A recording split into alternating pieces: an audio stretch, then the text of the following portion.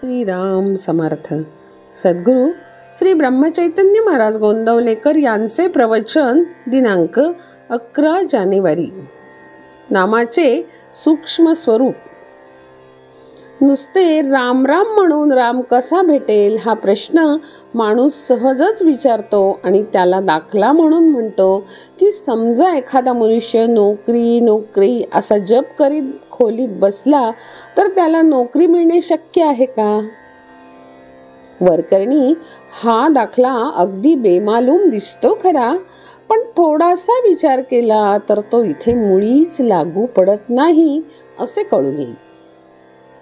जो दाखला द्यायचा आणि ज्या बाबतीत तो द्यायचा त्यांचे गुणधर्म सारखे असावे लागतात. रामनाम आणि नोकरी यांचे परिणाम एकमेकांच्या विरुद्ध आहेत. राम राम म्हणण्याचा शेवट रामप्राप्तीत म्हणजे स्वतःच्या विस्मरणात होत असतो. म्हणजे देहबुद्धीतून देहाच्या पलीकडे जाणे, म्हणजेच स्थूलातून सूक्ष्माच्या पलीकडे जाणे हा राम राम म्हणण्याचा परिणाम. परंतु नोकरीचा प्रकार याच्या अगदी विरुद्ध आहे. मुळात नोकरी ही कल्पना सूक्ष्म आहे. नंतर ती मिळावी म्हणून 10 जणांचे अर्जव करायचे, त्याच्यानंतर ती देणारा भेटायचा आणि मग आपण ती नोकरी करायची.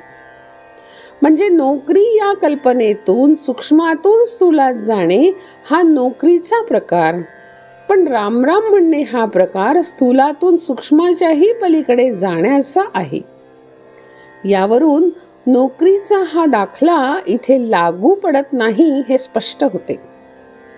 दुसरी गोष्ट म्हणजे नोकरी नोकरी असा जप करून नोकरी मिळणे कठीण हे तर खरेच, पण राम राम म्हणून राम मिळणे कसे सोपे किंबहुना कसे हमखास शक्य आहे हे पहा.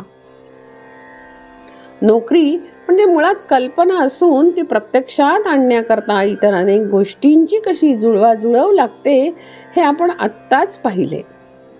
तसेच घर बांधणे ही कल्पना ती पुरी करून ते सर्व बाजूंनी सुखसोयीचे आगर व्हावे या हेतूने सर्व जिन्सा पैदा करून त्यात आणून ठेवणे म्हणजेच कल्पनेतून कृती देण्याचा प्रकार झाला. आता हे करणे किती कष्टाचे आणि अनिश्चित आहे याचा अनुभव आपणा सर्वांनाच आहे. राम राम म्हणण्याचे उद्दिष्ट स्थूलातून सूक्ष्माच्या पलीकडे जाणे हे आहे.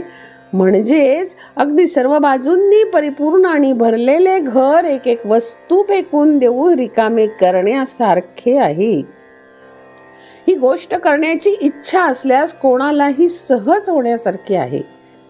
तेव्हा नोकरी नोकरी म्हणून नोकरी मिळणे जितके कठीण तितकेच राम राम म्हणून राम मिळणे निश्चित आहे.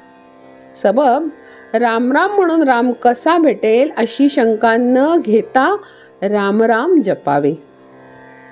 मनाच्या सर्व दुःखाला कारण देहबुद्धी आहे. ती जायला उपाय एकच, प्रेमाने भगवंताचे नामस्मरण करावे. त्याच्या योगाने सर्व मल जाईल. नामस्मरणाच रामाची गाठ घालून देईल. चित्तात तशी तळमळ मात्र पाहिजे. मीपणा टाकावा आणि परमात्म्याचे होऊन राहावे. जो नाम घेतो त्याला देहाच्या सुखदुःखाची जाणीव राहणार नाही. तो आनंदात राहील. जानकी जीवन स्मरण. जय जय राम.